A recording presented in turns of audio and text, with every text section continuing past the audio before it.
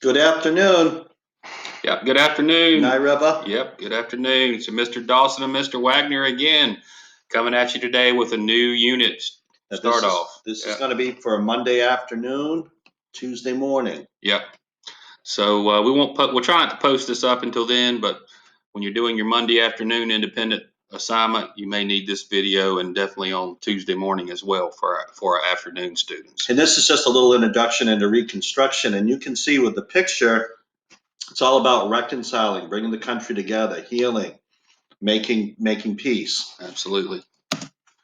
And if you look at the map, you'll see in the Civil War, is that like a pink color? Yeah.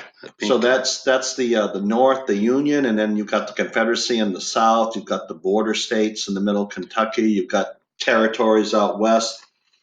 Civil War, you had North and South, and then all of a sudden, the war is over in 1865. Everything's got to come together. We're one nation again. That's right.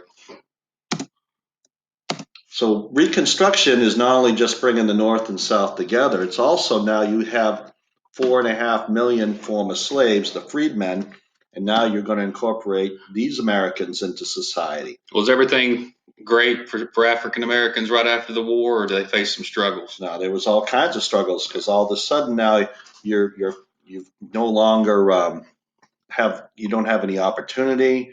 There's tons of racism. I think the biggest thing is just that opportunity part and just figuring out how to function in society. Right, and not having the freedom, not having the rights. So all these things had to be added, and unfortunately, it was a really slow process. Yeah, they faced a lot of racism. And we'll be talking a lot about that. Yeah. So this is just an introduction. Yeah. This gentleman here, who's this, Mr. Wagner? This is Frederick Douglass, and we're going to mention Lincoln, Abraham Lincoln, Robert E. Lee. We wanted to start with this great American, Frederick Douglass. And Frederick Douglass, when we talk about his role, it's the word legacy. And legacy means what great things did he leave behind? So we're going to learn about some of the great things that he accomplished. So how did he begin life? What happened? Well, he began, now this is one of the things that made Frederick Douglass's voice, his message so powerful was he was a former slave. He had that experience. So when he talked about the horrors of slavery and all the injustices, he experienced that. So he was born in Maryland. And I think there's a little picture, a little plate. Right here. He was born in Maryland, and up to age 8, he was working at a farm, and he was raised by his grandmother. And then after that, he moved on to, he was, a slave. He was moved to Baltimore. He learned how to write. The owner's wife taught him how to write, and that was against the law. Yeah. He worked with ships. He worked as a field hand. So he, had all these really, really hard tasks that he had, types of work, types of labor as a slave. He escaped. And once he escaped and got up north, I think there's another slide here. He suddenly just blossomed in all these different roles. He was so intelligent, self-taught. He was an excellent speaker.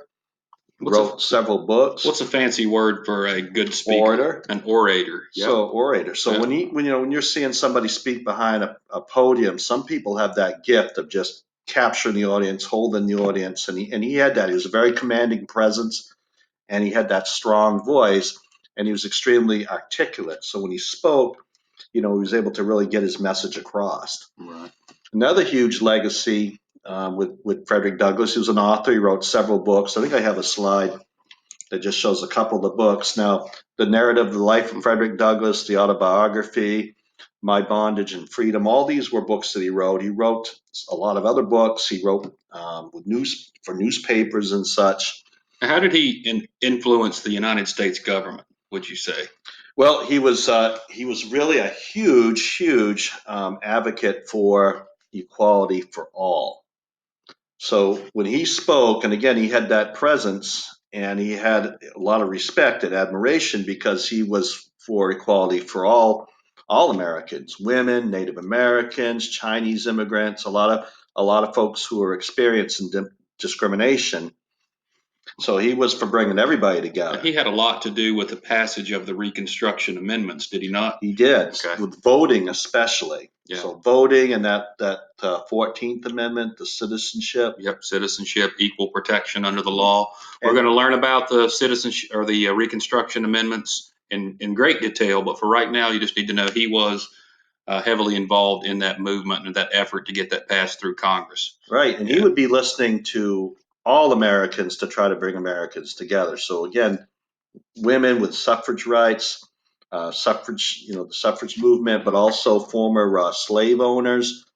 He was trying to bring everybody together.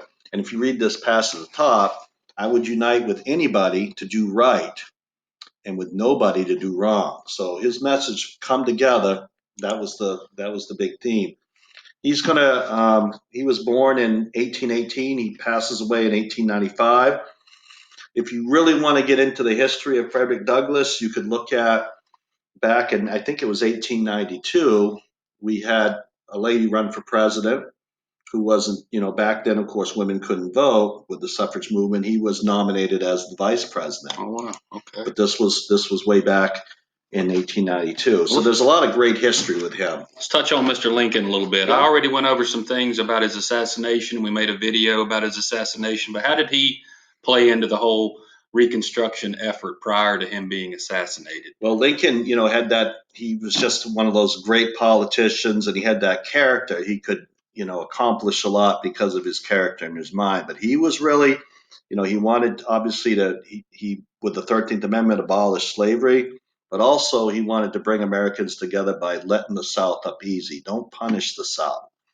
And that was kind of the message he wanted to send. I think he said, let them up easy. Yeah, and Right there were a before lot of this. politicians that didn't want to be that No. way. They wanted to be very harsh and punish the South. And they were called the radicals who wanted to, again, like you said, punish the South and I think interfere with the healing process. Right, right. All right, so we'll get to Mr. Lee. This is Robert E. Lee. We'll get to him another day. But for right now, today we wanted to highlight Frederick Douglass, a very important, influential person in our history. He had a lot to do with the Reconstruction efforts and our move gradually toward equality for all. So that's all for today, Thank folks. you. Thank you. Have a good one.